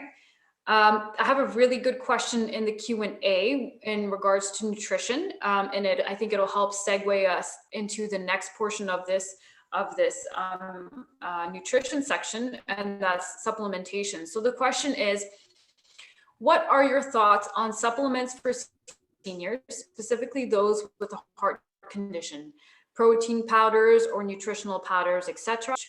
So I don't know if anyone wants to take this question on, and then we can right when you hear heart condition and so forth, or if I ever see that in my practice, the immediate thing is to talk to your doctor. So we don't know what sorts of medication you could be on for the heart issue, but speak to the doctor about any sort of supplementation on top of that. However, I think it was something about protein. So instead of putting that individual on like a protein powder, I think maybe just increasing the protein intake through the diet might be a good idea. And you can just do that through even a vegetarian diet. Let's just presume that this individual is vegetarian. Maybe increase, like, let's say if they're having rajma and jawal or rajma and roti, you would increase the amount of rajma that you're giving them and slowly make incremental increases throughout the day. And I think that increase in protein should be a bit better than putting them on protein shakes, so to speak. Because then there's a chance that you might find a brand that has filler or something in there that they're sensitive to, or it could react with something else that they're having. But the first step is always talking to your doctor. I agree. Because my dad had a heart attack more than like a year ago, and same thing. When he was asking, I told him, I said, listen, like, you know, as we like research and like read up on this, like with any types of like health conditions, always talk to your doctor, because like Jaz mentioned, like you never know with medication how the medication can interact with a specific supplement. Even though you think the supplement it's clean, you know, there's no like fillers, it's good. Always talk to the doctor, and you can always show them the label as well of the ingredients in that supplement. Yeah, and if you are a senior with a heart condition, I think that going to a nutritionist is super important, because diet is going to be key, right? Diet is going to be essential, and that's, so you have you know, whole foods here, which is like vegetables, fruits, whole, like, you know, whole foods, real foods, things that come out of the ground. And then you have supplements over here. Okay, these are man-made and these are made by nature, right? We want to make sure that we get most of our nutrition from whole foods. Okay, and if you eat meat, you want to make sure that your meat is sourced from a good farm. You know, it's antibiotic free, whatever, organic, whatever it may be, right? And then supplementation is simply that, it's supplementation. It's to fill in the gaps where maybe, you know, your diet wasn't so great, wasn't perfect 100%, and you want to add and make sure that, you know, your performance is 100%. You know, we want to be superhumans, so we're going to supplement. And protein powders can be a great supplement, especially because many of us are vegetarians, right? A lot of Sikhs are vegetarians, a lot of South Asians are vegetarians. So protein powders can be a great way to get in that added protein, because protein is very important, because that's what's going to keep you satiated. And what that means is when you're eating, if you're eating a high carbohydrate meal, you're much more, and especially if it's refined carbohydrates, you're going to find that, you know, an hour, 2 hours later, you're starving again. You know, you want more food. Protein is what's going to keep you satiated. It's what's going to keep those hunger cues down. and what's gonna help you feel more full. And that's key to, you know, lowering our body fat, because we're gonna make sure that we're in a caloric deficit or maintaining calories by not eating more than we need, more than our bodies need. So that's important to remember, that protein can be a great supplement, especially if you're an athlete, someone who's training and you're a vegetarian. There are recommendations out there based on your body weight, how much protein you should be taking. And it's anywhere from 0.8 to 1.5 grams per kilogram of body weight. It's something to keep in the back of your mind, because as a vegetarian, you may be under consuming protein. I like vegan proteins a lot. I have a couple of brands that I really like, that I know that they're clean. I know that they don't have fillers. And so again, it comes back to research. You got to do your research, right? Or consult with somebody who knows what they're doing, someone who's already been through the process. And like reading the label, I think that's a huge thing when it comes to nutrition, is starting to learn how to read the label, look at the ingredient list and see what's in there. If half of the stuff you can't even pronounce and you have no clue what this is, it's probably not going to be a good thing. But just read, because if it starts to say like artificial color, red color, yellow color, you want to avoid those things. The goal is, like, as Gershon mentioned, if it's a vegan protein, right? Like, let's say you're going for pea protein, like you're reading it and it literally says pea, you know, like pea blend. Like, you don't want it to say, you know, it's like artificial flavoring, artificial colors, yellow this, red that. Just make sure you read the nutrition labels. And once you start grocery shopping and you start reading, because for example, like peanut butter, right? If you're not going for natural peanut butter, just regular peanut butter, when I looked some years ago, I was like, why is there icing sugar in the ingredient list for peanut butter? It should just be peanuts. But then it has all these other things. So then you just start to become so aware of what you're putting into your body, because peanut butter shouldn't have icing sugar. It should just be peanuts, right? Yeah. And don't be fooled by like the packaging too, because sometimes it will say, oh, natural or 100%, whatever it is, but then you read the label and then there's corn syrup or natural artificial flavors, or they add sugar in there when you don't need it. Or if it says fat free, all of a sudden you see that the sugar and the salt are skyrocketed. Nutrition labels are key, and learning how to read them is very important too. And it goes back to basically the advice we've been saying since the start, is just slow down. I don't know why we're always in a rush to get to certain places. Like when you're grocery shopping, slow down. Maybe go in with a plan, with a game plan. You're going to find XYZ and then find the best version of XYZ, right? Like, you don't have to be in a rush. And I just wanted to clarify something on that question. There was a part there where the individual wrote about the protein and muscle loss. Given that it's a senior that you guys were talking about, or whoever asked the question, I'd recommend, the doctor for sure. But what are your guys' thoughts on protein intake and muscle loss, and how much protein you're supposed to have? I know some people most likely have questions about that. Sharon mentioned the 0.82. Yeah, I think that's a fairly scientifically valid number. I mean, there's a lot of scientific studies that have been done, and that is a fairly, there's a consensus on that if you are active to any degree, that you should be getting 0.8 to 1.5 grams of protein daily. And that number will fluctuate based on your activity level. And just speaking from personal experience, there's a question from Anoop Gill saying, what are your feelings about sustainability in a vegetarian diet and Sikhism?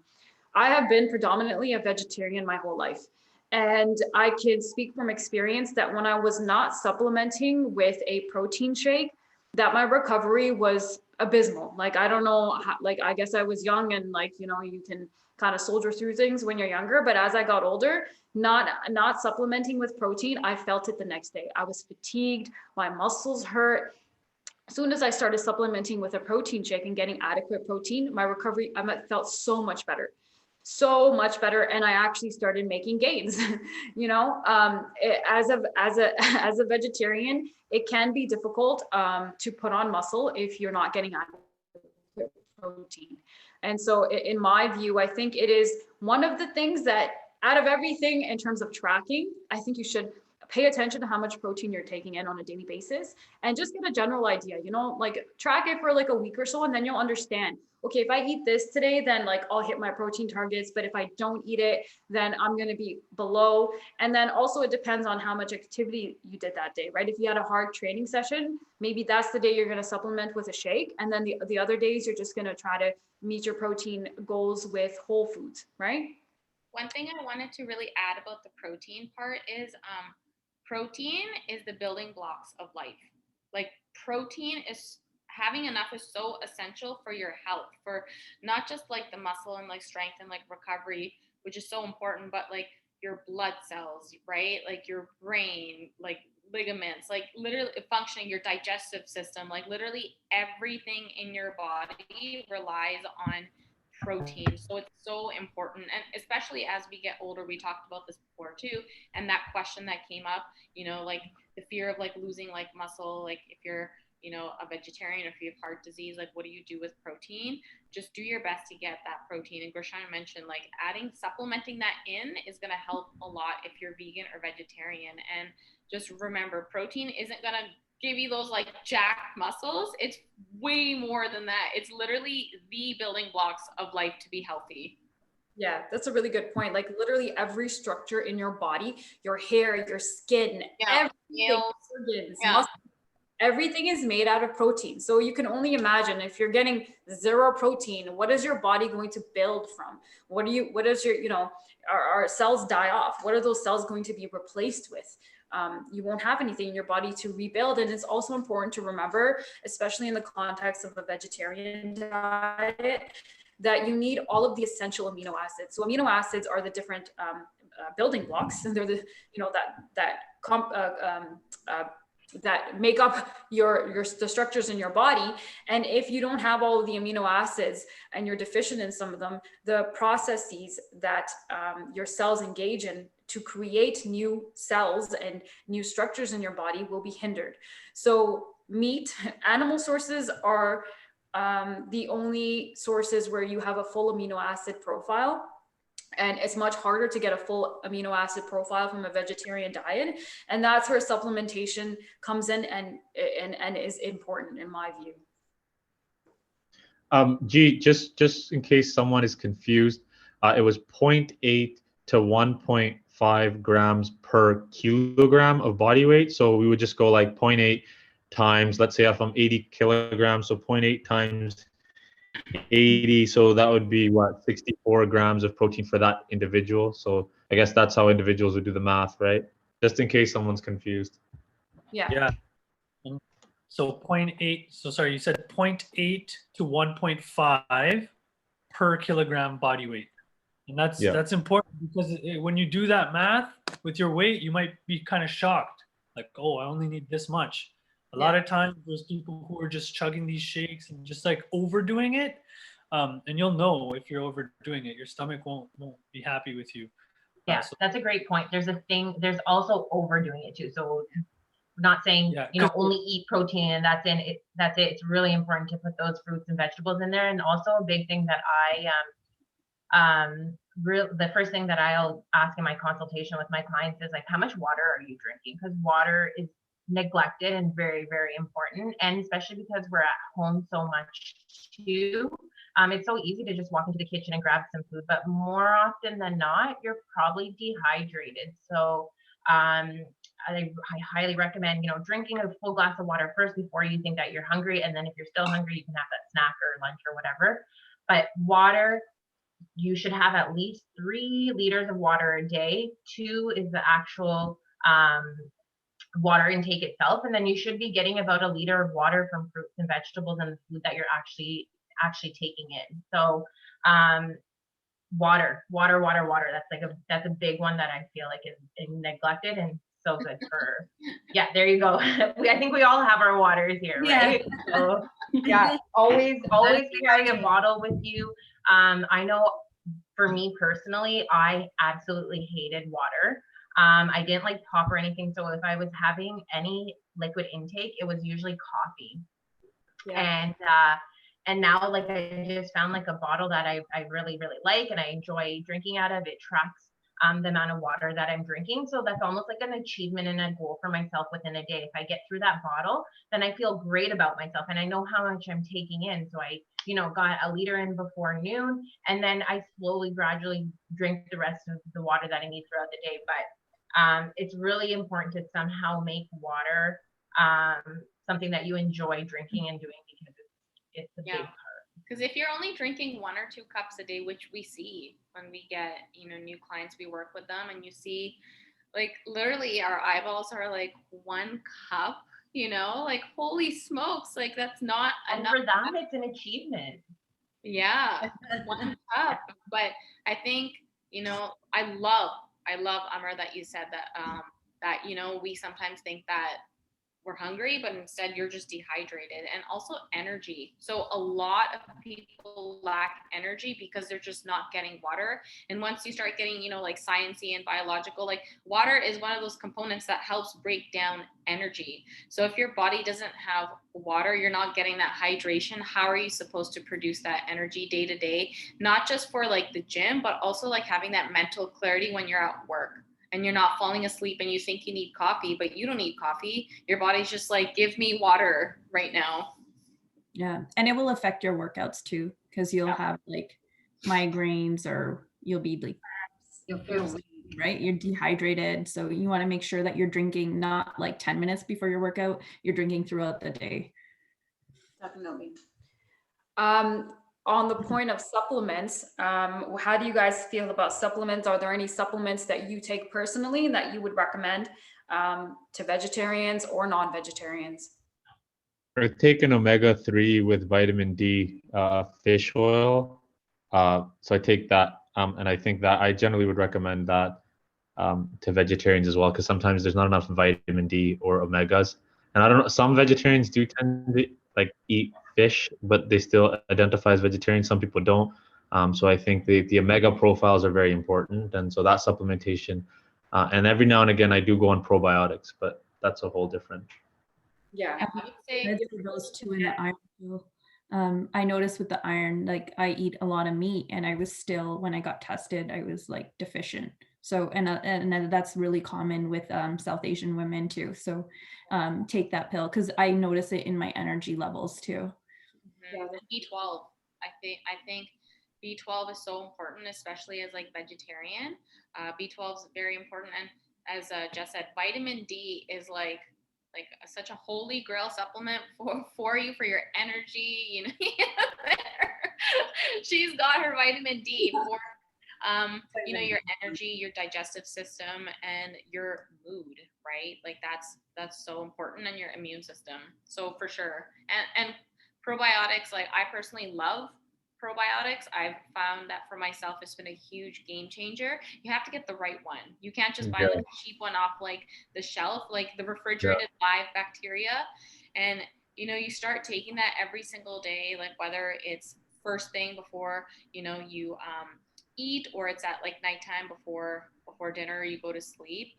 You have to be consistent with anything in life. You have to be consistent, and after like those 20 days or so, you'll start to notice a huge difference with your digestion. Like you'll feel less bloated, your body's just doing a better job at absorbing and breaking down food, and also like our gut health, like, which is a huge topic.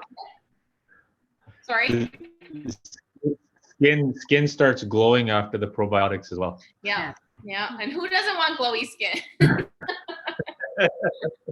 But your gut health is like, your gut is your second brain. So that's why it's important, as we mentioned, and Avi said, journaling everything down. How does your digestion feel? But vitamin D and, probiotic and B12, I would say get those in. Those are definitely good recommendations. I think everyone in this group is on that same course, the same course of vitamins and supplements.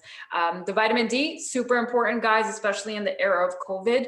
Let's make sure that we're getting adequate vitamin D, okay? Because that is integral to your immune system, okay? In terms of dosages and stuff, I would consult with your doctor, just because it is a fat soluble vitamin. So it's important that you don't take excess amounts. So don't like chug down a bottle of vitamin D drops because they're very concentrated. So just be careful, okay? So again, with any of these supplements, do your research, consult with a professional. You don't want any accidents or mishaps, okay? So next, moving on now. So that's the nutrition aspect. There is the Q&A beneath Shoker. We have not missed your Q&A. I'm leaving it till the end, so please hang on. We're gonna move on to, we only have a little bit of time left, so I just wanna touch on this for about 10 minutes or so. The mental health aspect of it, right? Because we've been talking about mind, body, and spirit, and they're all interconnected. So a strong mind requires a strong body requires a strong mind, right? So let's get into the mental health aspect of it, because this is an important conversation to have in our community, because it can be a taboo subject. Okay, so we're going to start off with the definition of mental health. So I'm going to hand it over to, who's taking over this part? I forget. Simran. Simran? Okay, thanks, Simran. So just like a generic definition that's right from the World Health Organization, states that mental health is a state of well-being in which an individual realizes his or her own abilities, can cope with the day-to-day stresses in life, can work productively, and is able to contribute to his or her own community. Essentially, mental health is the foundation for individual well-being and the effective functioning of a community. Now, tying this back to Sikhism, I think Sikhism really reiterates the idea of having a strong mind. Guru Nanak Dev Ji, the founder of Sikhism, stated, "Man jeete jag jeet," which means we conquer our mind, we conquer the world. Gurbani in itself is an abstract, right? I myself, at least, I don't understand a lot of it, but whatever I can take from my understanding, and even people that are more religious and have been studying the Gurbani over time, it continues to be abstract. So it's a constant, you're consistently learning how to implement the teachings of Gurbani in your life. So with that being said, we can take what we understand in relation to our lives, and we can try to implement the teachings of Gurbani in our day-to-day lives. So Guru Nanak Dev Ji, through that saying, "Man jeete jag jeet," he's reiterating that our mental strength is a constant goal that we're all working on, regardless of where we're at in life. And having a strong mind is what allows us to be the best versions of ourselves in the world, right? We mentioned in the very beginning and throughout this conversation that our mental health and our physical health, they're all connected, right? One is kind of non-existent without the other. They go hand in hand. And with that being said, there's so many teachings in our Gurbani that teach us how to increase our mental strength. Being mentally strong is what allows us to do a couple of things. I would say two of the main things would be to remain focused and to be resilient. When I say we're remaining focused, that means we're able to work towards our goals, whether that's a day-to-day goal or a lifetime goal, whether that's being able to get out of bed. If you're happy that day, sad that day, you're just feeling cloudy, right? That's a small goal. That's your ability to focus. And that would be directly related to your mental health, right? And then the second component of that is being resilient. In all of our lives, even if we're the happiest people in the world, we're all going to face obstacles, right? And with that being said, being resilient is what allows us to continue to motivate ourselves, continue to get up and keep on going, right? With that being said, we're going to try to find, as we grow older, and I think all of us can speak on this, we've learned as we've aged, at least myself, my own coping strategies, right? What works for us? What decreases our anxiety? What gets us going, right? And it's funny because we talk about all this stuff, and through what we're learning in the society, given what's happening with the farmers' protests, COVID, a lot of stuff is happening around this time. Mental health is at its high right now, and I'm glad that we're all able to speak on it and bring some attention to it. And it's through Sikhism, right? Our own religion is actually giving us some guidance or some pointers as to how increase our mental strength. Just common things that we're all familiar with would be like the music or the hymns, so kirtan, right? Even studies show, regardless of your religion, regardless of your background, classical music, which is often in the form of kirtan, has shown to help with concentration, with focus. studies have shown that pregnant women, their babies actually come out with better attention, with better focus. So there's something there that studies have shown that kirtan, music, it has a way of increasing your mental strength, okay? Another thing that we look at in our religion is meditation. We call it Simran. In that form of doing Simran, we're able to be mindful. We're able to connect our mind, body, and spirit in that moment, regardless of how long it is. I think anybody that's tried to meditate, has said that it's one of the hardest things to do. I myself, I find it very challenging to sit there and meditate, but the ability to do that is one of the best things you can do for your mind, right? It's absolute control of your mind, because that's the ability to actually get rid of all your distractors and just be at one with yourself. And then Sikhism also has the different thoughts throughout the day. So I believe it's the Panchbarniya. So essentially, if we think about it from, if I'm relating that directly to my experience as a mental health therapist, one of the main concepts in working with people with depression used to be to kind of incorporate routine, discipline in your day-to-day, right? Just looking at our religion alone, having to do those Panchbarniya, doing Japji Sahib in the morning, which is one of the first prayers you do. I believe, correct me if I'm wrong, guys. But it's one of the first prayers that you do. And it allows us to have that discipline, that routine in our day, that regardless of if you're feeling sad, mad, angry, get up and do it. That directly relates to one of the main concepts in one of the approaches you work with people with depression, which is your behavior or your actions, whatever you engage yourself in, whether it's activity, meditation, whoever you're engaging with socially, that's directly going to affect your mood, right? And your mood directly affects your thoughts. It's a circle. And it all starts with us having that ability to get up. Thanks, Simran, for that. I think Indy has something to add as well on the mental health aspect. Sorry for jumping in late. My name's Indy or Inder, and I'm a yoga teacher, breathwork coach, and doula support. And I do try to focus within our Sikh community and helping within our Sangha.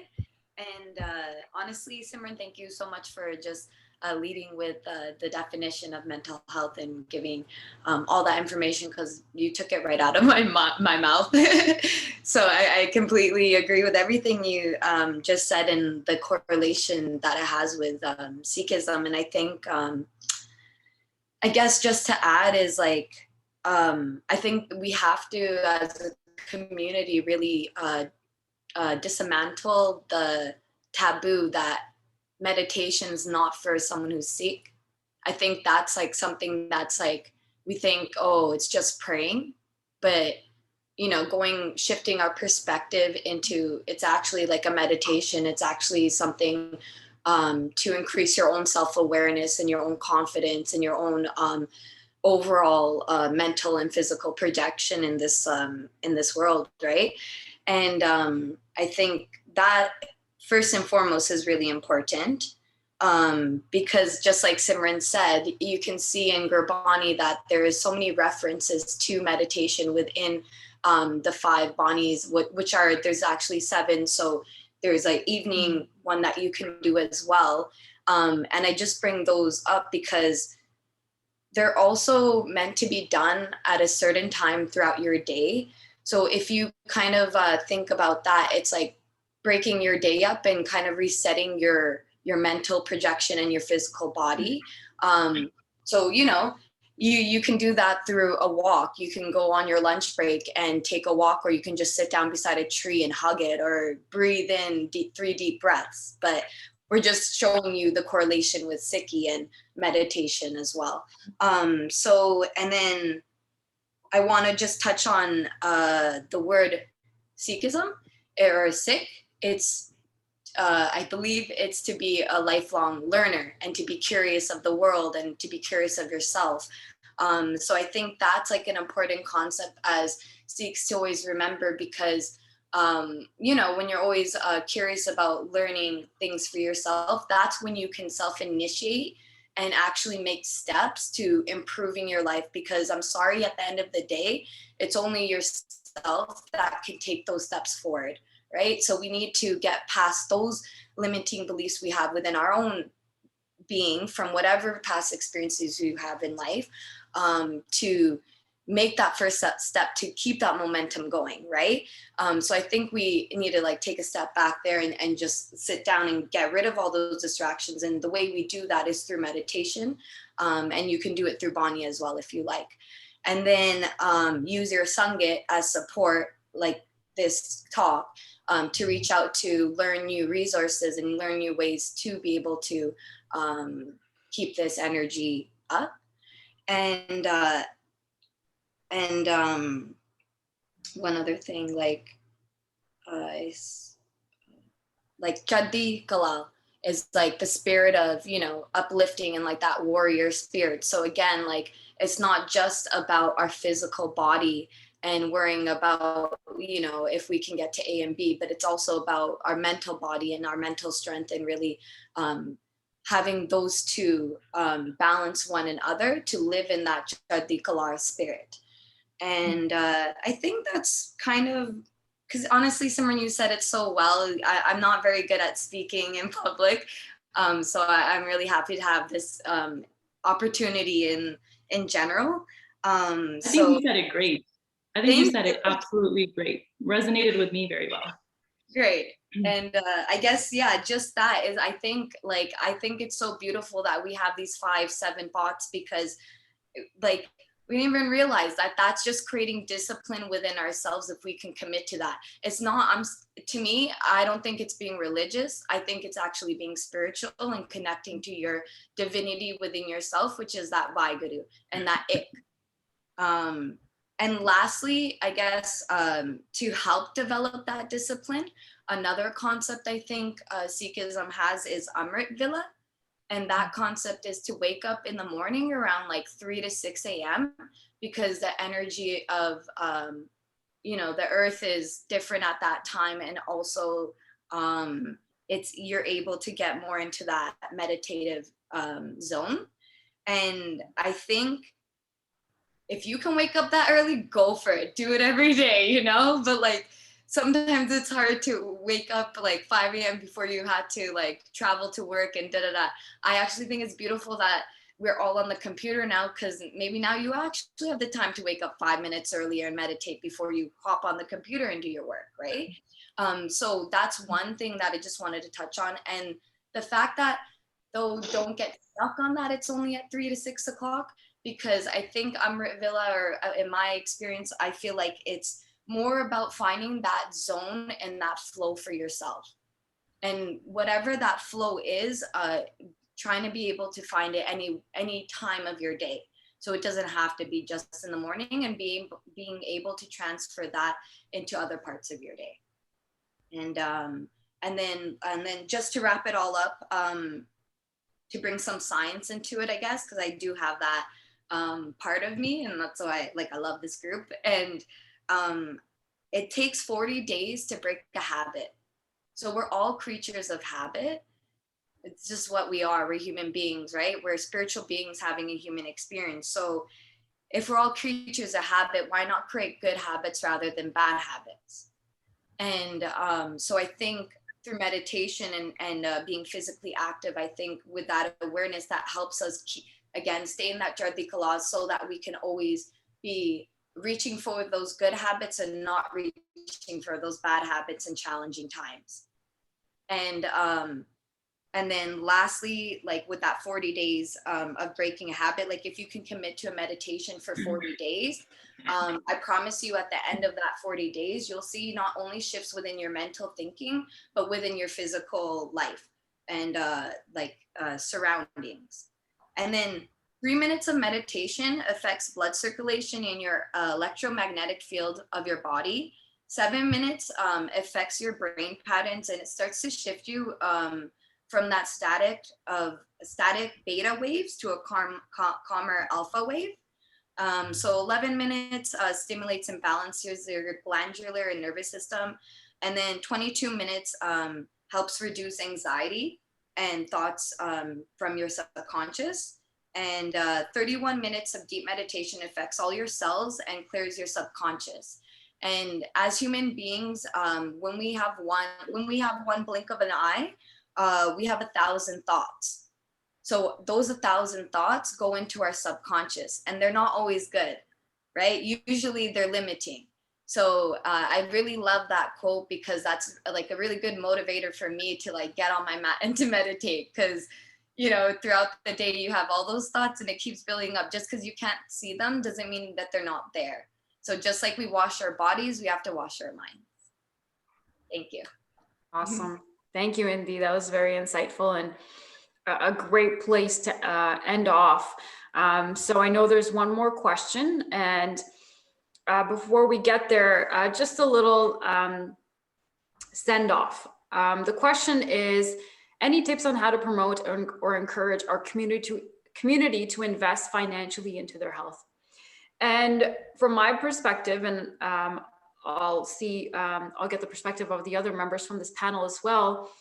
The only way to encourage our community to invest financially into the health of our people, into the health of our youth, into the health of our elderly population, is to create a demand for it.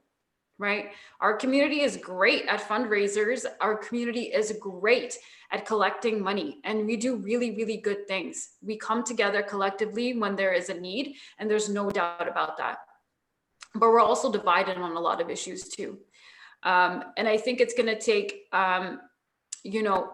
leadership, and it's going to take groups like this, and it's going to take a buy-in from the rest of the community to create that demand and to encourage the community to invest financially into our health. Because like I said, we take out our pocketbooks and our checkbooks quite easily. We're very, very giving people, but the thing is, are we investing in the right things? And I don't think that we are, and I don't want to get too political here, in terms of, some of our institutions and where the money goes. But at the end of the day, we have to demand better of ourselves, and we have to demand better of the people who are in leadership positions, and we have to take leadership positions ourselves. Our youth have to take leadership positions, and we got to create the demand. And ultimately, at the end of the day, it comes down to Sangat, right? This community that we have right now, Strength and Seva, this is our Sangat. We've created a space for ourselves where we can promote this message, where we're creating a demand, and look at all the leaders that we have on this panel here today. And, it's through initiatives like that, and from, the panelists, the participants in the panel today, promoting initiatives like this, that we're going to make a change. We sit on our Instagram feeds all day, swiping TikTok. I don't know, I'm not on TikTok, but I am on Instagram, and I'm a little bit addicted, I won't lie. Okay. So every day you're just swiping down or up, however your iPhone's set up. Okay. And it's addictive. Oh my gosh, the stuff that's on there. And we buy into these ads for clothes and like other stupid things, and we're investing all of our time and energy into these other causes that don't serve us and don't serve our community. Go follow the Strength and Seva page. Go follow those individuals who are trying to create a change. Support your own community. Support the people in your community that are trying to make a change, okay? It's easy to follow influencers and TikTok people, whoever they are, because it's entertaining. It's much harder to support the people who are putting out good information out there and trying to help people and change people's lives. It's much harder to do that. So you got to support the people who are trying to make that change. And, you got to become a leader yourself, set an example. And I think that, we're trying. I just wanted to speak to that point about the investing. That's a very, very common question, and it comes up a lot. And one thing that I found as a professional in this industry for 10 years is once we can develop the awareness of our collective consciousness and get our Bajorgs and individuals to see the ramifications and the consequences of a lot of these decisions and the lack of investing and what it results in, then they start to really, their eyes open up. Like what I noticed with a lot of the individuals in Surrey is they're numbers people. they'll be like, oh, मैं इन्ने दी lot लई, मैं इन्ने दा घर बनाया, मैं, you know, I did this, I did that, and the numbers are going, right? So then I do the exact same to them. I says, oh, inne loki mare heart attack, to inna hoya, start doing statistics, and then they start to think, oh wow, like it's really that big of an issue, because you always feel like it's not going to happen to you, it might happen to that person, but not to you. But then when the awareness grows, they're like, wait a minute, that's actually true. That could be me. And just to speak back and wrap everything up to the nickname, the daily discipline of doing the Satmani. Well, if you can do the Satmani Zapat every day, and you're hammering it out, you know, every day after day, chances are you're probably doing that 150 minutes of exercise per week. Chances are you're probably doing the 2 times the strength training. Chances are you're probably eating those meals and drinking the water like everybody talked about. And that's how Sikhi is. We are able to take all those things and now package it up and put it together, and now integrate the mind and the body and the spirit, and kind of, you know, be optimal like how our gurus wanted us to be. And I think really like shifting our mindsets to preventative care instead of sick care. You know, I think in our community, they're always waiting for something to happen and get sick. Like that was with my dad. Like I was telling him, I said, hey dad, I care about you. Your stomach is turning more into like an apple shape right now. It's coming over the belt. Like I think we should cut down a little bit, like on like, you know, your namkeen, all these like products like that you're like consuming.